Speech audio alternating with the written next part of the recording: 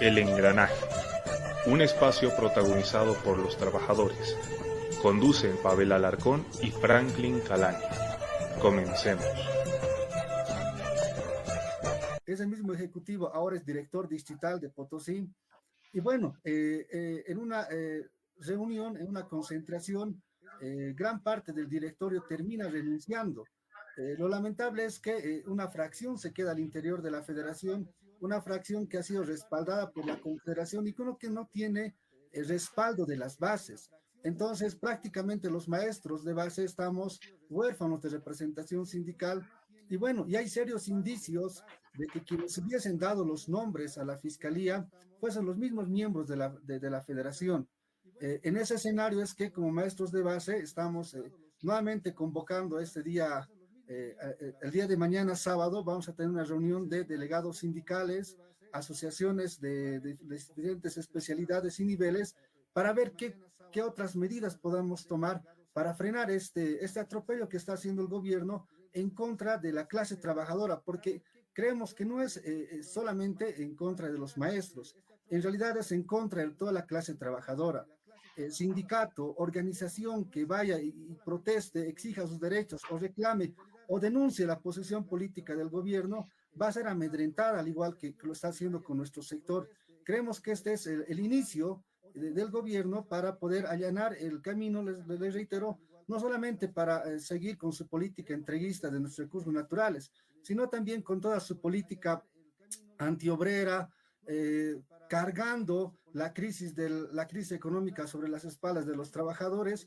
Entonces, bueno, estamos en ese escenario y les reitero, los maestros de base el día martes han expresado su molestia y el día de mañana sábado tenemos una reunión, nos estamos autoconvocando como delegados de unidades educativas para ver también qué otras medidas tenemos que tomar en contra de esta medida, podríamos decir, arbitrario proceso que se está pretendiendo iniciar por parte del gobierno. Eh, Profesor, a otros sectores de Potosí se ha logrado citar, o por lo menos ustedes se han enterado que otros sectores que han participado en las movilizaciones, hablamos de Concipo, hablamos de los estudiantes universitarios que han participado en estas movilizaciones, ¿se conoce que hay más citaciones para ellos? En realidad, y eso es nuestra extrañeza, ¿no? Ah, Concipo tiene 41 instituciones afiliadas. En la movilización han estado las 41 instituciones. Prácticamente todo aquel que se sentía potosino ha salido a las calles a defender y ha ido en contra del decreto 3738, pero lo extraño es que ha iniciado el proceso solamente por el sector del magisterio. Tenemos entendido que a los dirigentes del Comité Cívico también se los ha citado, pero en su calidad de dirigentes, pero podríamos decir en sectores u organizaciones es el magisterio al cual se le ha convocado, son esos 27 maestros que estamos siendo convocados y bueno, es nuestra extrañeza, no somos 41 instituciones y está empezando por nuestro sector. Entonces, bueno, nos encontramos en ese escenario y efectivamente el día martes por la noche ha habido un consejo consultivo en la que las instituciones han cerrado filas en torno a no permitir que se inicie o que se siga con esta persecución política, no solamente en el sector del magisterio, sino también en otros sectores. Esta federación que nos dice que ha sido elegida en el 2019, si bien, no, ya debería cumplir su periodo, ¿qué dicen las bases al respecto de esta la falta de defensa de sus colegas? ¿Qué piensan de...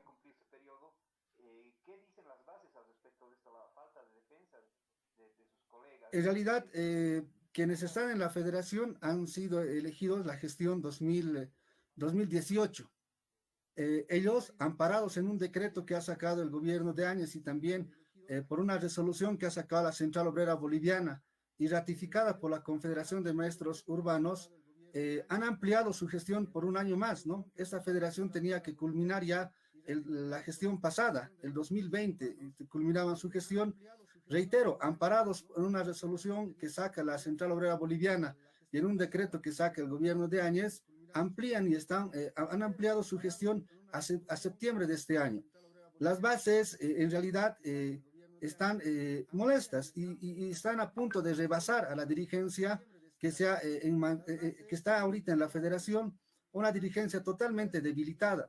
Prácticamente los maestros nos estamos y se están autoorganizando.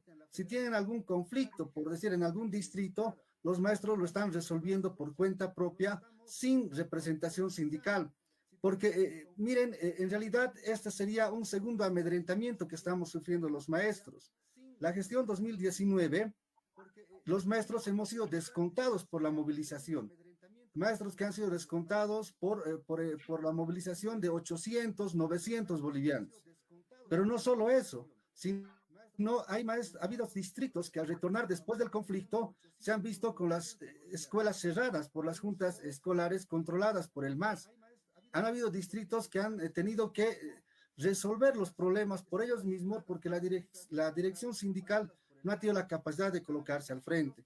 Entonces, como maestros, ya sería un segundo amedrentamiento. Les reitero, nos han descontado la gestión 2019 por salir a las calles. Han amedrentado a los maestros de provincia por movilizarse en la capital, por defender sus recursos naturales. Y bueno, estamos y las bases que van a rebasar, pero también estamos a puertas de que la federación tenga que convocar a unas elecciones. Para ello estamos convocando y hemos tenido que recurrir a otras federaciones para buscar su respaldo, para que la Confederación de Maestros Urbanos pueda hacerse presente en Potosí y pueda resolver esta crisis sindical en la que nos encontramos, ¿no? Porque son confederación. De esa manera es que aprovecho también para agradecer los pronunciamientos que han sacado la Federación de Maestros Urbanos de Chuquisaca, la Federación de Maestros Urbanos de La Paz, de Cochabamba, mostrando su solidaridad y exigiendo al mismo tiempo a que la Confederación pueda convocar a una conferencia, porque creemos que los maestros a nivel nacional tenemos que cerrar filas en torno a este amedrentamiento político que está haciendo el gobierno, porque hoy somos Potosí, hoy somos los maestros, mañana pueden ser otros sectores, pueden ser otros departamentos. Profesor, la última pregunta de mi parte. ¿A quién representa la actual federación? ¿Quién es su línea política? Porque obviamente deben representar a alguien o deben decir que son representantes de alguien. Bueno, en realidad, en la gestión 2019 se ha desenmascarado la posición política de la actual federación. Ha actuado en contra de las movilizaciones, ha saboteado la movilización de los maestros y el Ejecutivo en ese entonces ha renunciado, horas después que ha renunciado el señor Evo Morales a la presidencia. Entonces, ahí hemos evidenciado los maestros cuál era la línea política de la actual federación. Ahora tenemos una federación totalmente dócil, una federación que le abre el camino al movimiento al socialismo, porque en realidad esta federación no ha salido siquiera a decir absolutamente nada cuando en nuestro sector se han empezado se ha aplicado la política de reordenamiento, han tenido que sacar ítems, han tenido que crear ítems de los mismos ítems. Bueno, en realidad esta federación es muy funcional al movimiento al socialismo, es muy funcional al partido en función de gobierno. Muy bien, profesor Fernando, muchas gracias por toda la explicación de los datos. Más bien, mucha suerte y que les vaya bien en todo lo que es esta nueva arremetida del gobierno. Muchas gracias por su tiempo. Muchas gracias a ustedes y a su programa y muchas gracias por expresar esto que los maestros sentimos. Y bueno, estamos seguros que los trabajadores van a solidarizarse y van a cerrar filas en contra de este acoso y amedrentamiento político que está haciendo en Potosí. Muchas gracias. Muchas gracias, profesor. Y con esto nosotros ya pasamos a lo que es un corto comercial. Quédese todavía en sintonía del engranaje y ya volvemos en pocos segundos.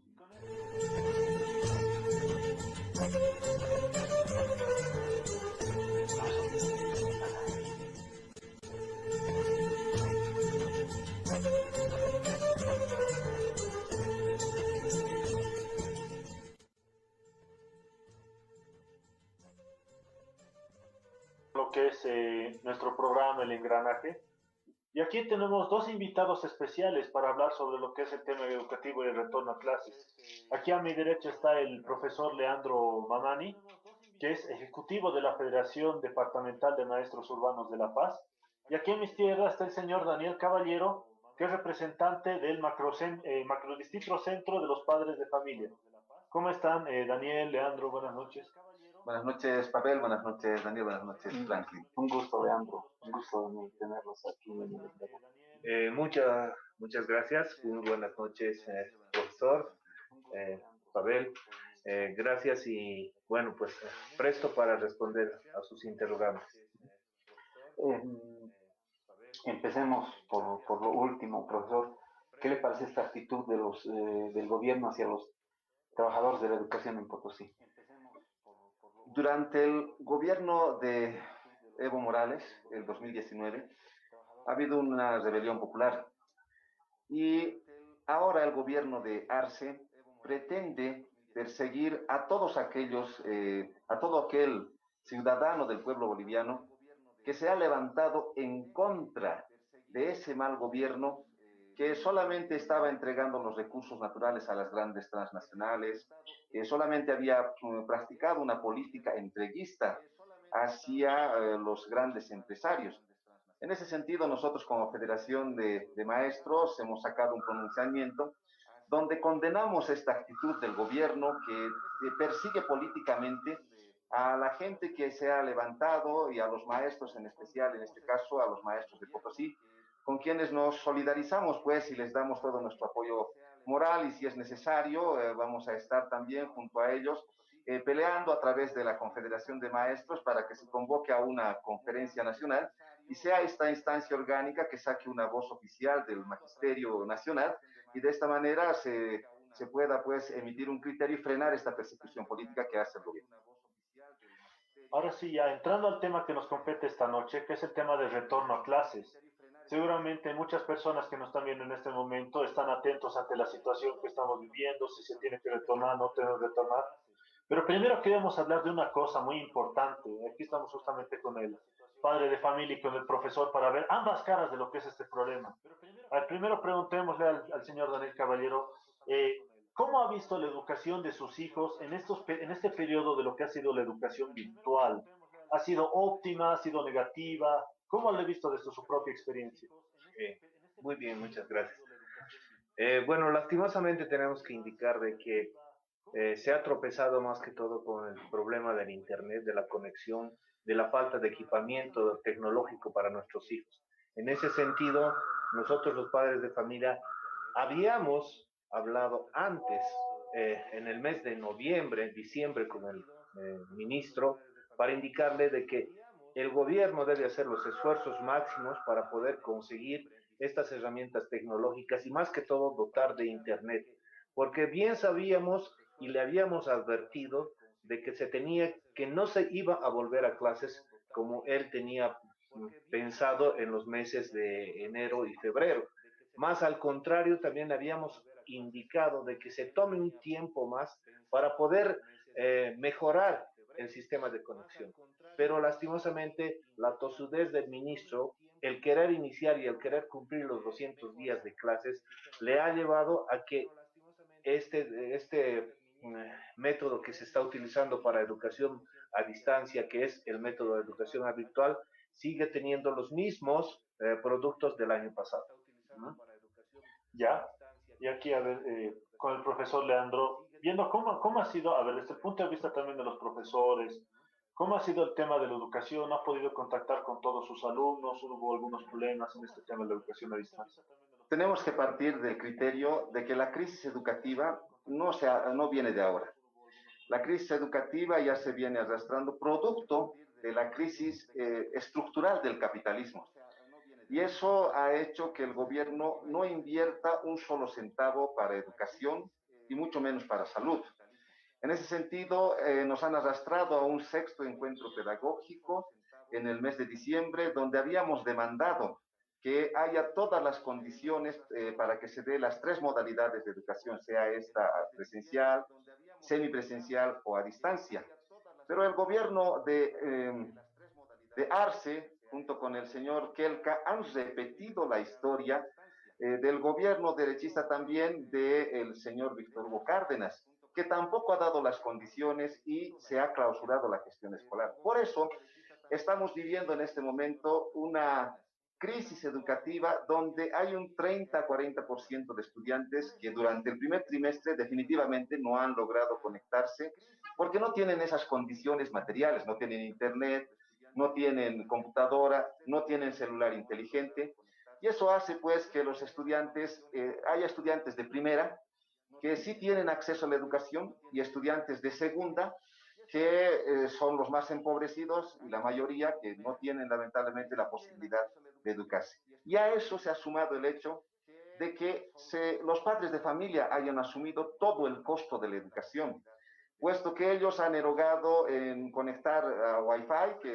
nosotros habíamos demandado que esto sea gratuito, que sea la empresa Entel, que supuestamente es nacionalizada, que pueda proveer de este servicio de Internet a todos los estudiantes, pero han sido los papás que compraban megas cada día, gastando entre 5 a 10 bolivianos, que erogan un gasto dependiendo del nivel en el que está.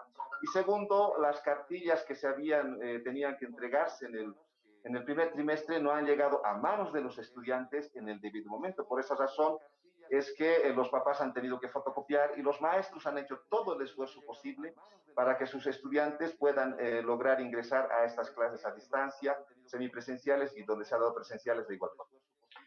Profesor, y aquí también al padre de familia, esto ha significado, usted, profesor Leandro, ha debido hablar con sus colegas, y aquí el padre de familia también ha debido hablar con los otros padres de familia, con padres y madres de familia. ¿Se nota la deserción entre los estudiantes? ¿Es evidente? ¿Qué nos dice, profesor? Es evidente que hay una deserción escolar, pero que el gobierno pretende tapar, como todas las acciones que hace, ¿no? Pretende hacer circo. Ya ha emitido una instructiva el director departamental de educación, donde dice que el mismo Ministerio de Educación también, donde dice que van a colocar a los estudiantes que no han asistido durante este primer trimestre, debemos colocarles estudiantes en tolerancia. Es decir, que todavía tienen la posibilidad de entrar en este segundo trimestre para acceder a la educación. Entonces el Estado no ha asumido su responsabilidad y eso está desnudando ese instructivo por parte del Ministerio de Educación que nos dice que no ha invertido recursos y realmente se ha aplazado en el tema educativo. Don Daniel, ¿qué siente usted con los padres? ¿Qué ve con los padres sobre este tema de deserción? Lastimosamente, los padres de familia sentimos impotencia porque vemos que si bien había una deserción antes del 19, del 3%, ahora la deserción está bordeando el 35%. Y esa deserción, lo puede corroborar aquí el profesor, se demuestra en la cantidad de reprobados que existe, ¿no? Existe una gran cantidad de reprobados y esto ha creado un problema social para nosotros, para los padres de familia. ¿Cuál es el problema social? Como lo dijo el profesor, los padres de familia nos hemos cargado todos los gastos de poder conseguir un equipo tecnológico, de gastar en internet o en megas, pero las notas que ya se han venido diciendo vía virtual en las clases, que todavía no es oficial, han demostrado y han puesto a los padres de familia en alerta. Es por eso que nosotros habíamos advertido al ministro en aquel entonces, antes de que empiece las clases, que debería haber reglamentación para cada tipo de nivel de clases. Una reglamentación específica para clases a distancia, una reglamentación específica para clases semipresenciales y presenciales, ¿no? Y esto ha creado ya un descontento total en los padres de familia, porque la educación se ha vuelto ya elitista, la educación ya no es fiscal, ya es privada, porque los padres de familia tenemos que rogar, también debemos ser honestos, entre 20 y 25 bolivianos por hijo, ¿no? Entonces, por hijo. Y hay padres de familia que han tenido que escoger y decir, tengo un equipo de comunicación, ¿a quién le doy? ¿A mi hijo de primaria o a mi hijo de secundaria? ¿Quién se va a aplazar? El de secundaria, ¿no? Y el de primaria ha quedado relegado a la educación. Ahora, una consulta más, ya respecto a la calidad. Bueno, está claro, digamos, de que el gran problema hasta ahora que se puede ver con el tema de la educación virtual es la deserción, ¿no ve? 30%, 40%, muchos estudiantes, padres que tienen que escoger qué hijos pasar o no pasar. Pero incluso veamos otro tema que es igual importante. Aquellos que logran entrar, ya hablando de este 70%, 65% que logra entrar, ¿cómo es la calidad de su educación? ¿Realmente será que están aprendiendo tan bien como los profesores, cuando están con los profesores de manera presencial? ¿Qué es lo que pasa con ellos? ¿Están atentos los muchachos? ¿Será que los profesores tienen las herramientas para poder manejar, digamos, para poder pasar esos datos al profesor Leandro? ¿Cómo ha sido la calidad de aquellos que así han logrado pasar clases con usted y con sus colegas? La calidad educativa no viene ya en picada hacia abajo de ahora. Con la ley 1565 se había profundizado el bajón de la calidad educativa. Con la ley 070 mucho más se ha ahondado este fenómeno porque ha unido materias como filosofía con psicología, biología con geografía, historia, geografía, cívica, están fusionadas dentro del diseño curricular. Y sus bases epistemológicas de la ley educativa no hacen que el estudiante pueda unir teoría y práctica, que para nosotros es lo fundamental, que se pueda unir estos dos elementos para que se dé una calidad educativa. No habiendo ese elemento, entonces hemos visto nomás que con las modalidades que actualmente tenemos, la calidad educativa realmente no se ha podido dar porque no se ha llegado a ese contacto real. Nosotros reivindicamos siempre que la educación presencial es la mejor educación que se puede dar. No importa que en este momento que haya habido condiciones no adecuadas en la ley 070, pero en alguna medida era el contacto lo que nos permitía con los estudiantes tener ese acercamiento para que se pueda unir teoría y práctica. ¿Cómo puedes saber, digamos, de que los estudiantes están aprendiendo, no están aprendiendo? O sea, ¿cómo sabe de que este contacto es superior, digamos, a todas las herramientas que hay de manera virtual? No tenemos, pues, ese contacto. Y esa limitación que tenemos es la pantalla, ese celular, no hace que tengamos un contacto real con el estudiante.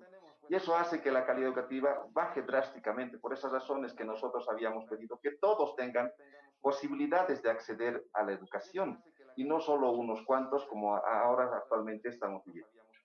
A ver, en este caso ya, señor Daniel, ¿cómo ha visto en este caso la calidad de formación de sus propios hijos, de los compañeros, digamos, que están dentro de lo que es la Asociación de Padres de Familia, los estudiantes que se conectaban, siguiendo aquellos que todavía estaban conectados, seguían de manera regular sus clases, podían prestar la misma atención, tal vez los niños se estresaban?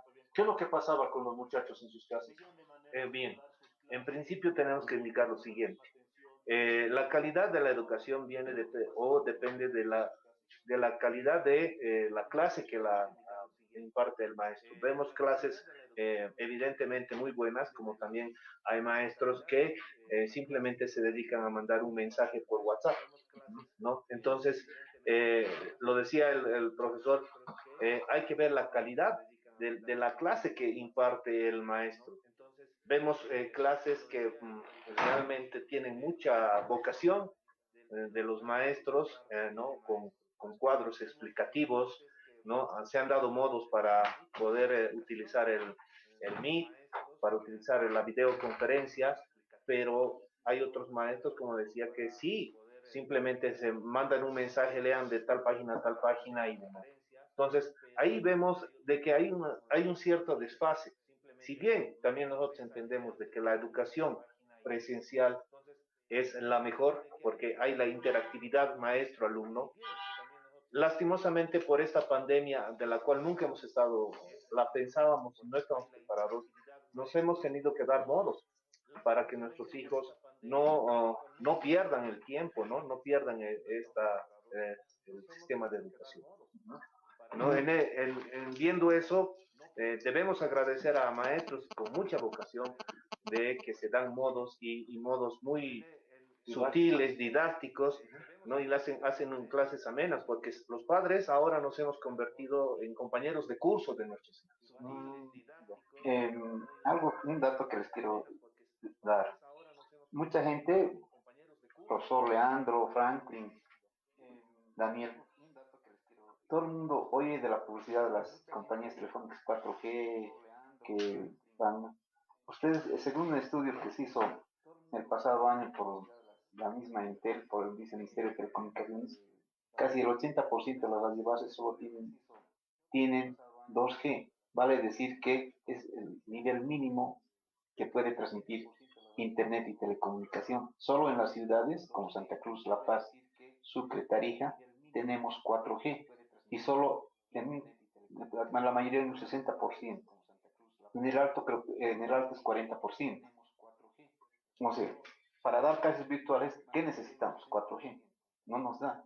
Por eso hay muchos alumnos que no se pueden conectar. Cuando es por Meet, por ejemplo, no se pueden conectar con él. Se queda negra la pantalla. O si está en el Zoom, se congela, se queda en imagen fija. Imagínate tú, Franklin, que ha sido estudiante, nosotros que a media clase nuestro profesor se quede congelado. ¿Qué hacemos? Y otra pregunta, profesor Daniel. ¿Qué fue con las famosas computadoras regaladas tanto a los profesores como a los alumnos, entregadas a los colegios? ¿Qué pasó? ¿Se pudieron llevar a casa? ¿Ayudó en algo en este proceso de educación virtual? Como decías, Pavel, tenemos en Bolivia el peor internet de Latinoamérica, ¿no? La peor conexión. Y eso repercute, pues, y vemos un claro ejemplo en la propia plataforma del Ministerio de Educación. El ministerio nos ha orillado a los profesores a que utilicemos exclusivamente su plataforma, ¿no? Que es la plataforma en esa Que ocasión. tiene muchas deficiencias, por lo que tengo entendido. Así es, con todas las deficiencias que tiene, ¿no?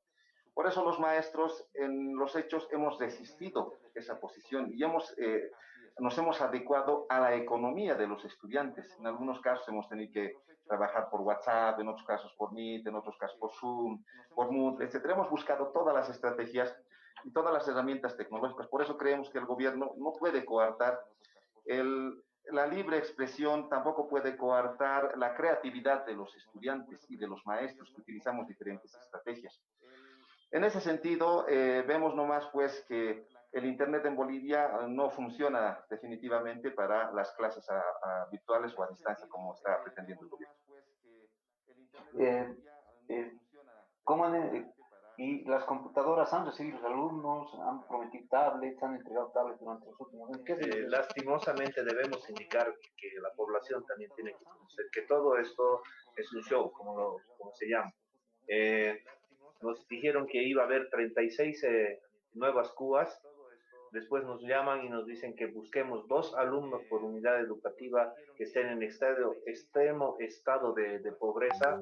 A veces ahí dentro de lo que nos pedían es de que el alumno sea huérfano de padre y madre, que trabaje, que pague alquiler y cumplir una serie de requisitos, y hasta ahora no llega. Después, una supuesta nacional de padres de familia habría conseguido 3.500 celulares, ¿no? De los cuales nos indica que la reglamentación es de que los hijos sean víctimas del golpe de Estado del 2019 para poder ser... Repítame esa parte, Daniel. ¿Qué les han dicho? El ministro Puma nos dice que uno de los requisitos para recibir el beneficio de un celular que ha sido donado por la aduana tendría que ser de que los alumnos sean hijos de víctimas del golpe de Estado del 2019, ¿no? Eso es lo que nos indicó, y debemos decir también abiertamente, el día que nos indicó eso causó la polémica y la rabia de los padres de familia que estábamos reunidos con él, y nos tuvieron que sacar a empujones con policías del Viceministerio de Educación, ¿no? Entonces, hay cosas de que hasta ahora no se entregan. Los padres de familia organizados de los macrodistritos estamos buscando por cualquier tipo, tocando puertas, embajadas, empresas, para poder ir consiguiendo de todo. Pero hasta ahora, lastimosamente, nada. Ahora, sobre las CUAS que se encuentran en nuestras unidades educativas, lastimosamente tampoco pueden ser utilizadas porque son sistema Linux y no DOS. Entonces, no nos sirven para podernos conectar en el Internet. Tendríamos que hacer una serie de arreglos, pero también nos indicó hace más de una semana el director departamental que esas CUAS están a cargo del gobierno municipal. Entonces, recientemente nos hemos reunido con el alcalde y hemos pedido de que esas CUAS puedan ser liberadas, puedan tener un destino, prestar a nuestros alumnos que no tienen de las distintas unidades educativas. O sea que todo es verso, se llenan la boca para decir de que este es el año de la recuperación de la educación, pero lastimosamente no es así. Para nosotros, para los padres de familia, es la carga que llevamos y la vamos a seguir llevando si es que quieren volver a clases. Ya. Ahora, una pregunta ya sobre este tema. Miren, viendo cómo es la calidad, digamos, tanto lo que ha sido virtual como aquellos, digamos, que están viendo, resulta que hay algunas dudas todavía que tenemos que agarrar y ver. Del Facebook, por ejemplo, vienen y nos hacen algunas preguntas. Nos dicen, por ejemplo, nos preguntan, para el profesor Leandro llega una pregunta, si antes de la pandemia había calidad educativa. Y eso es justamente aquello que quería hablar también con usted, profesor Leandro. Mire, aparte de lo que dice que antes ya había calidad educativa, ¿qué se va a hacer en el tiempo que queda con estos jóvenes que no han estudiado, que no han, que su calidad ha sido muy, muy baja aparte de la pandemia? ¿Cómo fue? ¿Cómo es esta situación de la calidad? La calidad educativa, reitero, había ido ya en picada y en caída y ahora drásticamente se ha profundizado con el problema de la pandemia. Nosotros como magisterio hemos propuesto en el sexto encuentro pedagógico y en todas las instancias orgánicas que tenemos como federación, que para recuperar este tiempo que se ha perdido, porque en la gestión 2019, recordemos, con el mal gobierno de Evo Morales, ha habido una convulsión social y los estudiantes no han terminado adecuadamente la gestión. En la gestión 2020, ni bien estaban empezando, inmediatamente se corta por el problema de la pandemia y clausuran abruptamente la gestión escolar. Y en la gestión 2021 no les brindan condiciones para que puedan tener educación.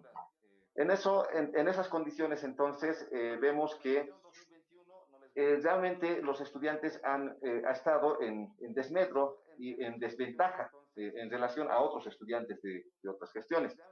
Por eso el planteamiento que habíamos hecho era que esos estudiantes de la gestión 2019, 2020, 2021, que van a salir con baja calidad educativa, tengan primero acceso irrestricto y libre a las universidades. Ahí sí les va a permitir el acceso a la educación, el acceso a su formación, que vaya siendo gradual y esa nivelación, primero. Segundo, habíamos planteado en el sexto encuentro pedagógico y la habíamos entregado en manos del Ministerio de Educación, tanto en digital como en físico, un diseño curricular altamente científico que habían elaborado los maestros salido de las bases. Esto no ha sido tomado en cuenta por el gobierno porque justamente desestructuraba la ley 070, eliminaba, por ejemplo, ese proyecto socioproductivo que es un circo para unir la escuela con la comunidad. Segundo, desestructuraba a la ley 070 porque se buscaba la independencia de las disciplinas y eso hacía que, bueno, con ese documento podíamos tener una mejor calidad educativa.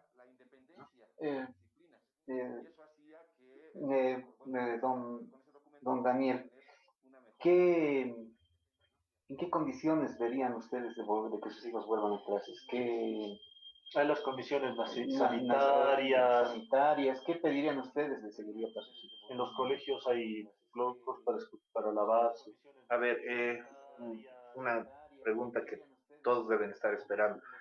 Hace unas 2 semanas atrás, el alcalde nuevo ha hecho una inspección general a todas las unidades educativas mediante la Secretaría Municipal de Educación, conjuntamente padres y técnicos de la alcaldía.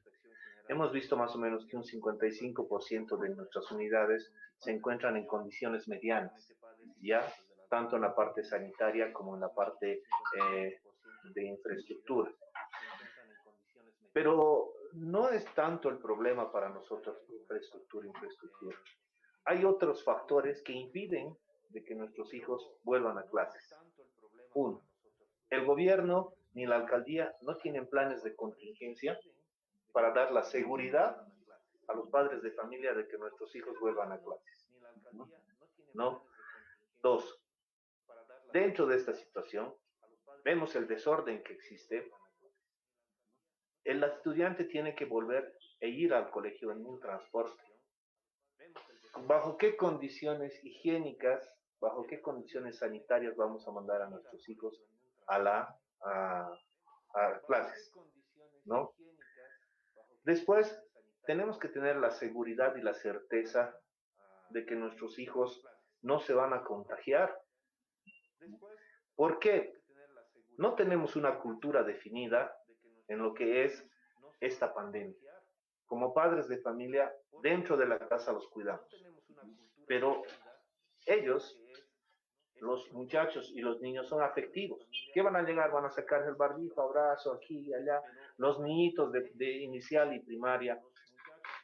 Entonces, habíamos hablado con las autoridades y habíamos dicho, mientras no se tenga el 80-90% de la población vacunable en mayores y no se tenga ya una gran cantidad de jóvenes vacunados entre 12 y 17 años, no podemos enviar a clases. No solamente es la infraestructura de nuestras unidades educativas. Sabemos, las condiciones son pésimas. No hay que ya descubrir la pólvora, ¿no? Pero se le ha demostrado a las autoridades municipales que en 20 años el anterior gobierno municipal no ha hecho nada por nuestras unidades, ¿no? Siempre ha sido un tira y afloja entre el gobierno y la alcaldía, que las unidades sufren, que las unidades de mantenimiento, pero tenemos que cambiar un 65% del mobiliario. Imagínense, si en 20 años no han podido cambiar el mobiliario, en 5 años no sabemos. Y no solamente esa es la figura, ¿no? Mientras no tengamos una gran cantidad de vacunados dentro de lo que es la sociedad, no vamos a dejar que nuestros hijos vayan, y lo hemos planteado así al director departamental, y él ha dicho de que inicial y primaria está completamente descartado.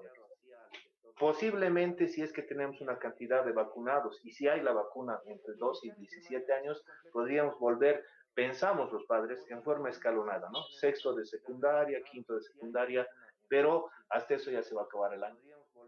Les quiero dar un dato. En Buenos Aires, en la ciudad de Buenos Aires, se han puesto 110 normas para volver a clases. Les doy dos datos. En ella que cada día un profesor reciba 2 trajes de bioseguridad, vale decir, el mameluco completo. Se les provee de unas zapatillas quincenales de goma y 2 mascarillas como las que usamos Franklin y yo, y aparte una caja de barbijos quincenalmente. Eso por decir, aparte de la provisión de alcohol en absolutamente todas las aulas, la separación. Eso en los colegios fiscales o públicos. En los particulares las normas son más rígidas. Dos, se ha comprobado en la Argentina y en Chile que los niveles de menos contagio son en el preescolar y en el escolar hasta quinto grado. Al momento, creo que el profesor usted me va a confirmar, no se tiene ningún estudio científico serio sobre el regreso a clases en Bolivia, o tenemos y no nos hemos enterado. No hay ningún estudio que hayan hecho las autoridades. Lo único que hemos escuchado son posiciones políticas por parte del ministro de Educación, por parte del director departamental, que así como los masistas aseveraban que no hay pandemia, que no hay contagios, y decían pues que no eran necesarias las vacunas, y ahora le está pasando la factura porque la población no quiere vacunarse. Entonces, tampoco han hecho un estudio y hacen caso omiso a todas las recomendaciones que tienen los comités científicos.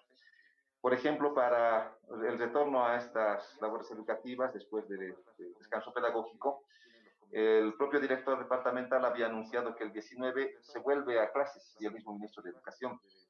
Pero ante la presión de la sociedad, que se veía sorprendida porque no les habían dado ni una sola condición, ni siquiera en las unidades educativas de provincia se cuenta con agua potable, han tenido que retroceder ante esa posición descabellada que habían sacado estas autoridades, producto de este pensamiento que tienen, de producto de querer reactivar la economía sin brindar ningún tipo de medidas de bioseguridad a los estudiantes. Es una consulta, profesor. ¿Cuántos vacunados tenemos en La Paz de los profesores? Porque tienen un punto de vacunación.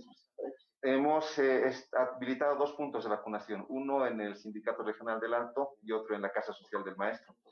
En estos 2 puntos, de 35,000 maestros, nosotros hemos llegado a contabilizar solamente el 5% de vacunados. Es un número muy bajo, ¿no? Sí. Al principio se estaban vacunando los maestros masivamente, pero el Ministerio de Salud nos ha ido dando las vacunas como cuentagotas, ¿no? Y eso ha hecho que la afluencia de los maestros vaya bajando.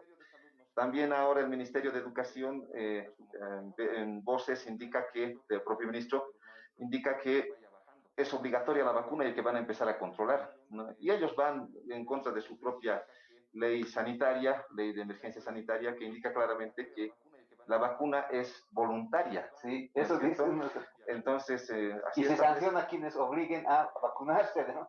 Así es, por eso es que el Ministerio de Educación, las autoridades realmente no han ido dando pie tras pie y no han dado una sola medida acertada en el ámbito educativo.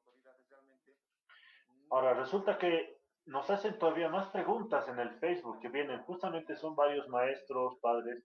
Por ejemplo, una pregunta dice, ¿en qué condición volverían los maestros a clases? Un poco ya aquí lo respondieron, pero parece que las personas no lo tienen claro. Disculpe, perdón, profesor. Y otra pregunta nos dice, ¿por qué los maestros y padres tenemos que gastar en todo y por qué no piden internet y demás gratuito?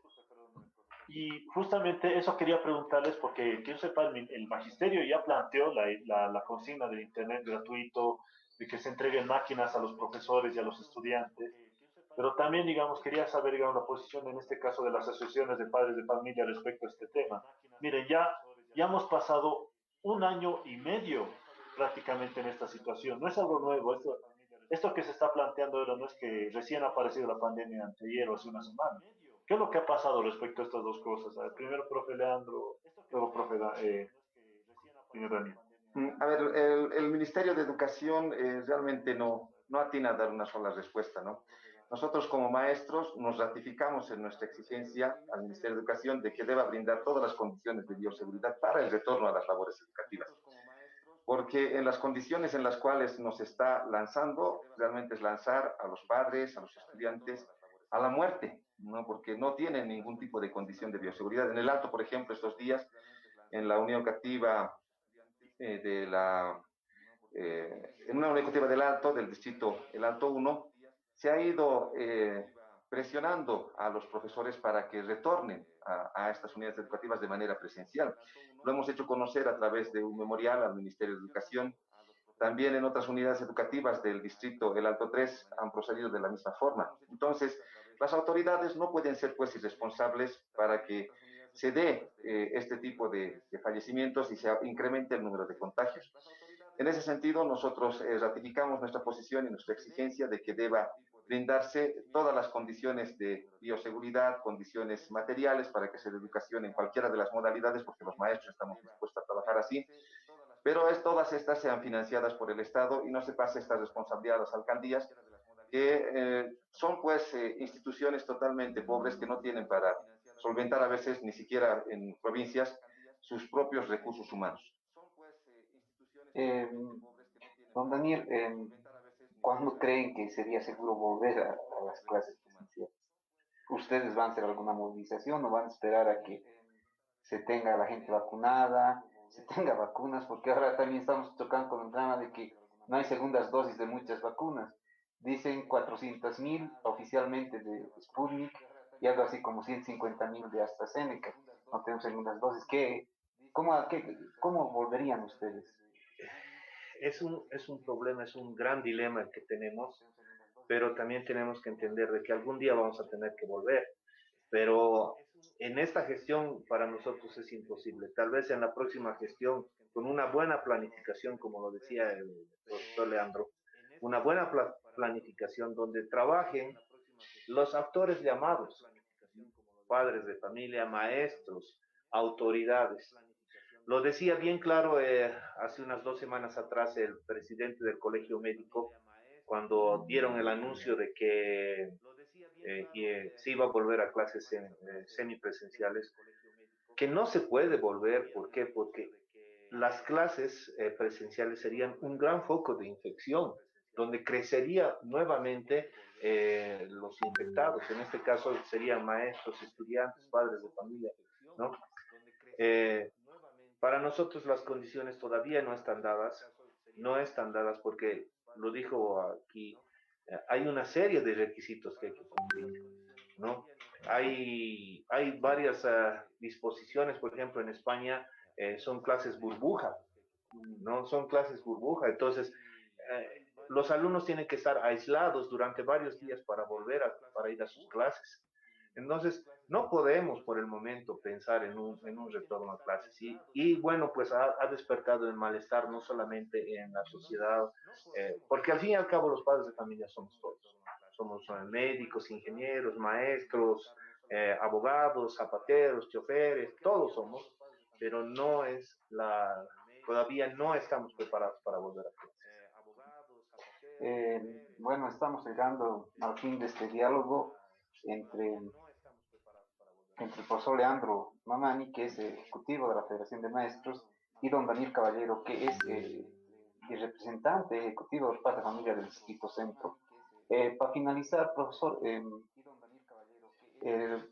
el ministro ha dicho que va a haber aplazados este año, pero ¿cómo justificamos esto? Definitivamente que haya aplazos, no haya aplazos, realmente no es garantía de que haya una verdadera calidad educativa. Lo que nosotros queremos es que el Ministerio de Educación invierta por lo menos el 33% del presupuesto general del Estado para que se pueda dar educación, primero. Segundo, que convocamos pues tanto a padres de familia, todos los trabajadores que en este momento se encuentran en las calles luchando por sus demandas, por sus necesidades, a unir y a sumar fuerzas para que así podamos derrotar pues a esta política que tiene el gobierno, que es una política ampliadora, que es una política en contra de los trabajadores y en contra de la población. Don Daniel, ¿qué hacen si sus hijos se aplazan?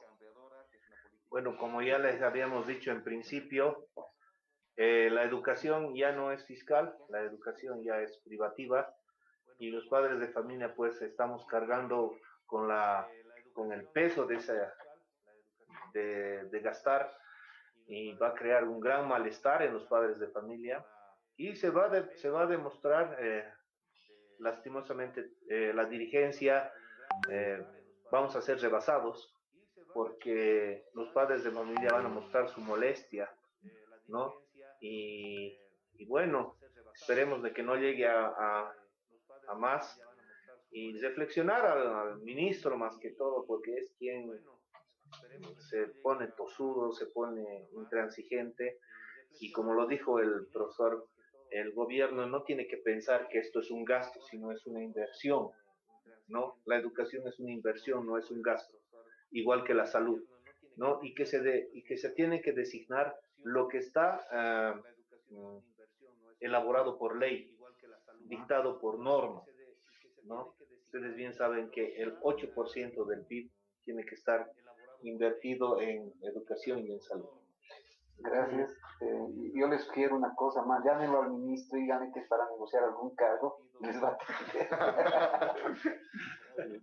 Muchas gracias. Aquí acabamos ya el espacio sobre el tema de lo que es educación. Continuaremos con otro tema interesante, pero aquí agradecemos aquí al profesor Leandro Mamani de la Federación de Maestros de La Paz y al jefe, a lo que es a Daniel Caballero, lo que es representante de los padres de familia del Macro Distrito Centro. Muchas gracias, Daniel, Leandro, por habernos acompañado en este programa del Engranaje.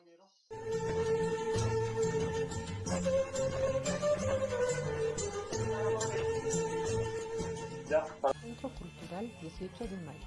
Cursos y talleres de liderazgo y oratoria sindical, historia del movimiento obrero, análisis de coyuntura, redacción y lectura, asesoramiento legal en temas laborales totalmente gratuitos. Pichincha, esquina Ingadi, edificio Consuelo, Interior Altos, oficina 2. Contactos al 740-12-586.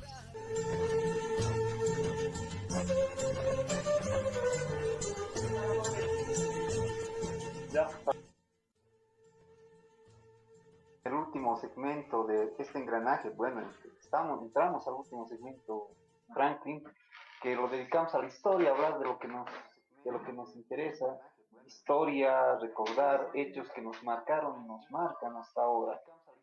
Y hoy vamos a hablar de dos próceres de la clase obrera asesinadas en julio de diferentes años, pero en julio César Lora, el 29 de julio de 1965, Isaac Camacho, no se tiene una fecha exacta, pero se estima que es entre el 27 y el 30 de julio de 1967. Y justamente aquí estamos hablando de dos grandes dirigentes de lo que es el movimiento minero de los 60, aquellos que han agarrado y han liderado lo que era la lucha contra el MNR. Y justo lo que estaba diciendo, el 26 es donde muere César Lora, eso sí se tiene claro, pero hay un caso particular con lo que es Isaac Camacho, el otro minero porista. Lo que pasa es que Isaac Camacho en realidad no es que lo matan directamente, sino lo detienen y lo hacen desaparecer. Por eso es que no se tiene una fecha exacta. Simplemente ya no hay. Es por eso que es considerado dentro de lo que es el periodo de las dictaduras como el primer desaparecido. Mucho antes de Marcelo, él era la gran figura, digamos, en la cual todos se concentraban para buscar dónde estaba Isaac. Y hasta ahora hay mucha gente que busca a Isaac. Claro, Isaac además que fue compañero de casi por 15 años de César Lora, que eran titanes de la militancia, del sindical y política, y que para muchos marcaron, digamos, un antes y un después en el sindicalismo minero. Recordemos que César Lora es dirigente desde principios de los 50, Isaac entra a militar en el 55, 56, después de volver de La Paz, de hacer sus estudios secundarios en La Paz, y se convierten en referentes de la clase obrera, no solo en Yayagua, siglo XX, Uncía, donde ellos actuaban, sino también en todo el sindicalismo minero de Occidente, ¿no?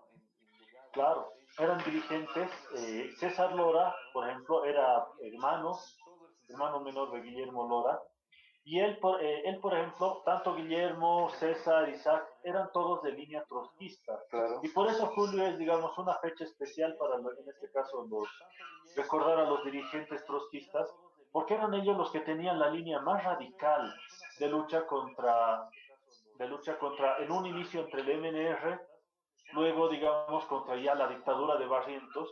Y resulta que está en Internet, para aquellos que nos están viendo en este momento, resulta que está en Internet los discursos de César Lora cuando fue la masacre de Milluni, cuando fue la masacre del Consejo Central Sur. Ahí lo pueden escuchar directamente, una grabación de César Lora explicando a los trabajadores a través de la radio qué es lo que ha pasado y qué es lo que hay que hacer. Ahí van a poder ver qué línea mantenían, qué claras ideas tenía este dirigente minero y por qué fue uno de aquellos que fue buscado, perseguido y asesinado. Ambos militantes eternos del POR, podríamos decir, porque si bien ellos eran militantes del POR, los mataron, en el Partido Obrero Revolucionario, este partido de larga trayectoria, se los sigue recordando como si estuvieran acá todavía, son sus grandes figuras de este importante partido. Pero voy a citar a la biografía de Filemón Escobar, de Memorias de un militante obrero, donde indica que César Lora no solo era un militante, sino era un ser humano. Él recordaba que él daba la bienvenida a los nuevos mineros que llegaban del norte de Potosí o venían de la ciudad para ganar algún dinero, y él los instruía, los ayudaba a adaptarse a la mina. Esa calidad humana nunca fue superada por ningún otro dirigente, nunca fue superada. Obviamente, el POR no gana elecciones porque el Partido Comunista tiene un aparato muy fuerte, y el momento de elegir a quién descabezar, y aquí es claramente la intervención de la CIA, y hay libros que realmente dicen eso, eligen a los más emblemáticos y a los más consecuentes e indoblegables dirigentes como eran César e Isaac. Honor y gloria a los camaradas Franklin. Honor y gloria igualmente. Y con esto acabamos ya lo que es el engranaje de esta fecha. Espero que les haya gustado esta pequeña charla que tuvimos sobre César, sobre Isaac, extremadamente corta, pero para hacer recuerdo sobre lo que eran estas grandes figuras que justo ambos murieron en estas fechas de julio. Más bien continúen en el engranaje, nos veremos la próxima semana, ahora sí, ya de manera constante los viernes a partir de las 7:30 de la noche.